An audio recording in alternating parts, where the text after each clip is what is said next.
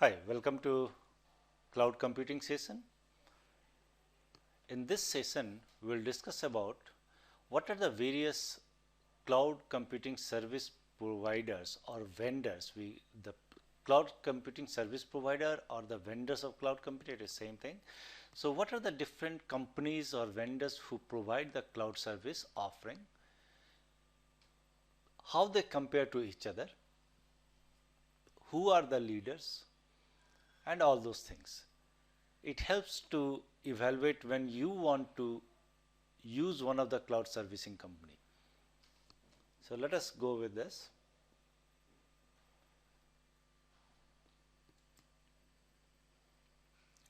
So one of the most important thing which when you are looking for a cloud servicing provider or a vendor is to do a little bit research, and for those research there are a lot of companies which are providing the research reports or a vendor reports or market reports about the various cloud computing vendors or cloud computing service providers. One of the good reputed one is called Gartner's. So I am just referring the Gartner's Magic Quadrant, and according to Gartner's Magic Quadrant there are few companies which are very ahead in terms of visionaries or in terms of ability to execute as a leaders. Okay, so there are four quadrant,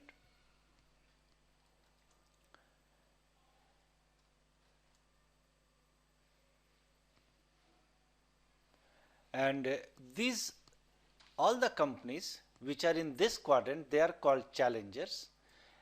These companies are called leaders.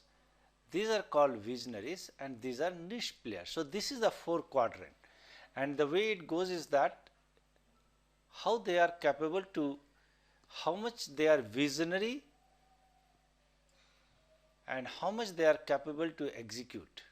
So that is the based on that they can figure out that what kind of a company they are. So in terms of a vision and execution both, if you see that Amazon Web Services is a leading visionary, and in terms of execution also they are one of the top.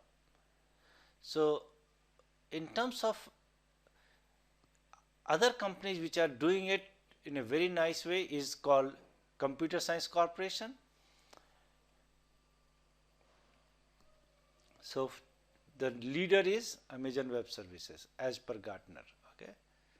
Next one is in terms of execution, ability to execute. So Savvis is another one.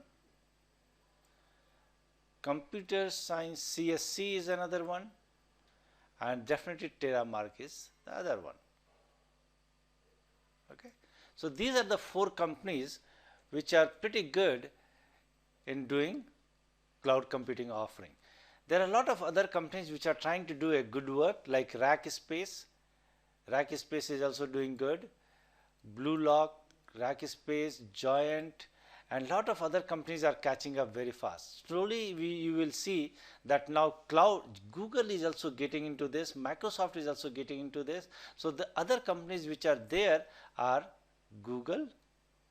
Google is another company which is very big in this one, and Microsoft. So these are the two companies which will see that playing a big role in cloud computing service offering. So although this report might be little old, like it is of December 2011, but now Google itself has launched its own service for cloud computing. Microsoft has launched called Azure. So those are the other ones which are there in the market. So you might want to evaluate Amazon, Google, Microsoft, Savvis, CSC, and Terramark, and Rackspace. These are the 5 to 6 companies which you want to, if you want to figure out that how it works, then that is what I would suggest you to do it. So that is the best way to find out right now that what are the various companies which you want to evaluate for cloud computing vendor.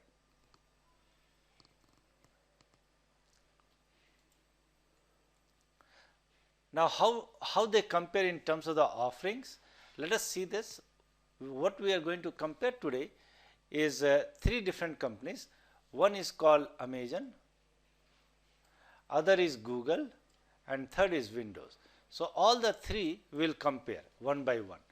In terms of the service offerings, they provide the storage service, computing, they have a storage, computing, messaging, data sets, content delivery, fulfillment web service. Right now the type of service offering for Amazon is much higher. Google, this is provides app engine, but they are also providing some new services as well. So it has just started doing few other services. Windows provides Azure, platform as a service, SQL Azure, relational database in the cloud, App Fabric, a messaging service in the Windows, SQS simple queuing service, Simple DB also provided by Windows.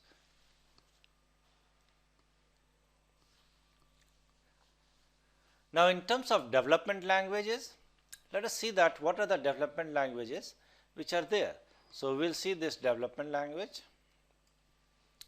In Amazon, for developing your applications and communicating with all these services, you can use a SOAP API or REST API. They have a very rich developer libraries in C++, Ruby, Python, Java, Erlang, PHP. They also have a command line utilities for EC2. So if you see this, this is a very good. This one, Amazon has one of the best development libraries and utilities and APIs for interacting with cloud computing services. With Google, it currently only focused on Java and related technology, Java, Ajax and JavaScript, Java 6 runtime and JRE classes and Python. So right now it focuses mostly on Java and Python, but slowly they are changing other technologies too as well. Windows supports all the technologies, Java, Python, Ruby, PHP, .NET, C#, but it requires but this one is pretty much Microsoft area. So to do any kind of a service provider or work with Azure, you have to understand .NET very well. Otherwise, other technology like Java, Python and Ruby, although it is supported technically, theoretically, but it's not very convenient to use and all. So it is up to you. You can go and evaluate that and then take it from there. But .NET is definitely required to work with Windows Azure. Environment is simple comparison of simple APIs to access virtual infrastructure and libraries. So let us see the development environment. So now the development environment, simple APIs to access virtual infrastructure and libraries. So this provides simple. Google App Engine SDK it provides a web toolkit, it provides a plugin. It is all iOS and Windows based and it works on Visual Studio. So if you want to use this one, then you should work around the Visual Studio. So this is a Visual Studio based system. So this is, let me just review the things, summarize all of this. First is Amazon, next is Google, third is Microsoft. Microsoft provides Windows Azure, Google provides App Engine and few new things as well, and Amazon provides S3, EC2, SQS, SDB, CloudFront, FWS and all those things. So it is these are the various offerings from these three top vendors.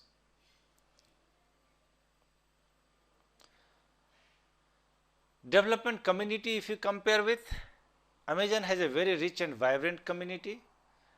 Here, community provides even the community provides various AMI which are running Rails on EC2. So there is a huge good engagement of community with their offering. Google is also rich, very easy to start developing even without an account geared towards web application hosting, but it is mostly a platform as a service. Microsoft has launched very good tools and services for their cloud computing offering called Azure, and they are still working with various partners and community, but the involvement of community is not as rich as in the Amazon. Okay.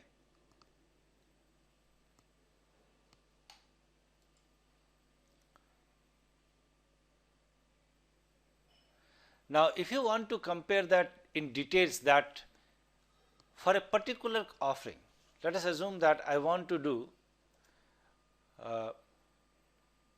offering for storage. Okay. Now I want how the storage compares with Amazon, Google and Windows. Okay. So let us compare these three things: Amazon, Google and Windows. So we will compare these three things in terms of storage, how they compare. So for storage purpose, Amazon gives you a service called S3. Now similar service now Google has launched called Bigtable and GFS. Windows provide Azure storage, blocks, tables and queues, Azure X drives for access to blobs and all. GFS is Google File System, sorry. So this one is, let me just correct it.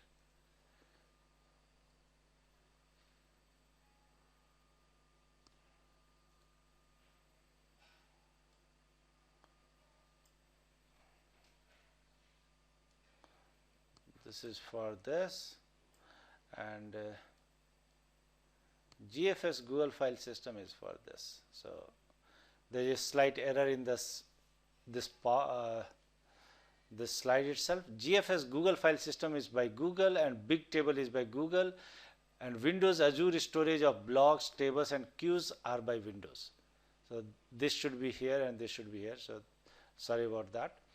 Amazon provides a service for storage called S3. In S3 you can store objects of size 1 byte to 5 gigabytes with where is basically of each size. This is the size of each object. How many objects you can store? That is unlimited. So this is the size of each object. Each object can be 1 byte to 5 gigabyte. Now the number of such objects is unlimited. There is no limit. How you and the storage is specified through buckets. It is like a folder in your computer system, and objects are like files and keys like file names. So basically very simple concept. You have to declare buckets which are nothing but folders, and you have to declare files which are accessed by some file name. So they are accessed by URL, and maximum you can only restriction is that you can create maximum 100 buckets or 100 folders. And be careful that namespace or bucket for buckets shared by all. So you cannot have a folder name which is same as the folder name by somebody else. So just be careful about that. Objects accessible via HTTP or HTTPS. All these objects you can access only through HTTP and HTTPS. There is a security layer provided for this storage. There is a authentication. There is a authorization. ACLs are there, access control list, and integrity is checked. Requests can be digitally signed as well. Encryption mechanism is there. Data protection via versioning of objects is stored. So this is very important thing, versioning of objects. AWS import export support for large data sets as well. So this is a comparison of a storage offering of cloud computing between Amazon, Google and Windows.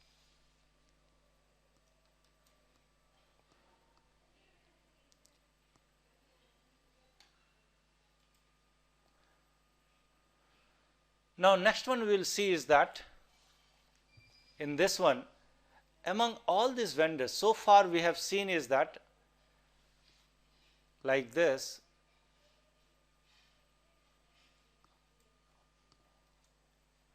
Amazon, Google, Microsoft, but all of these are paid offerings. So these three guys are basically paid ones, right?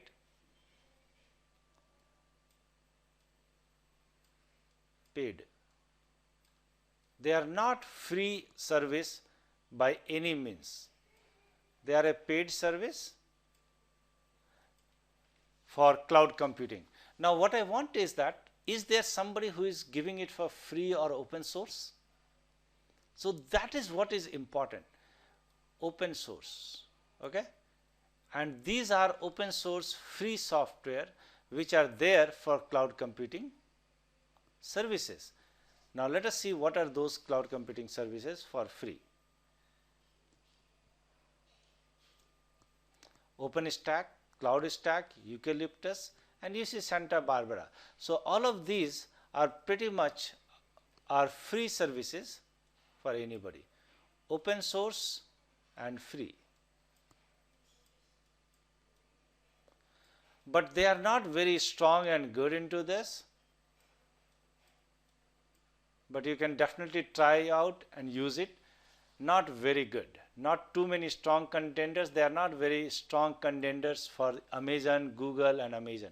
It is not that great. So they have been just became mostly they are important from academic research and discussion purpose and for trial purpose, but they are not very good for your commercial purpose or business purpose or usage purpose. They are way behind the commercial offerings of these companies like Amazon, Google and Microsoft. So these open source offerings are not very good, but it is good to know. OpenStack, CloudStack and Eucalyptus. So these are the three open source cloud offerings.